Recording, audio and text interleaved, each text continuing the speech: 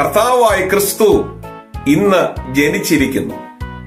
ദാവീദിന്റെ പട്ടണമായ ബേത്ലഹേമിൽ ലോകത്തിന്റെ പരിത്രാണാർത്ഥം പിറന്നു വീണ രക്ഷകനായി ക്രിസ്തു എന്റെയും നിങ്ങളുടെയും ഈ പ്രപഞ്ചം മുഴുവന്റെയും സമഗ്രമായ വിമോചനത്തിന് കാരണമായി തീർന്നു എന്ന് വിശുദ്ധ ഗ്രന്ഥം നമ്മെ പഠിപ്പിക്കുകയാണ്. യെരുശലേമിന് തെക്കായി ഏതാണ്ട് 9 കിലോമീറ്റർ ദൂരത്തിൽ ഒരു ചെറിയ പട്ടണമാണ് ബേത്ലഹേം എന്ന് പറയുന്നത്.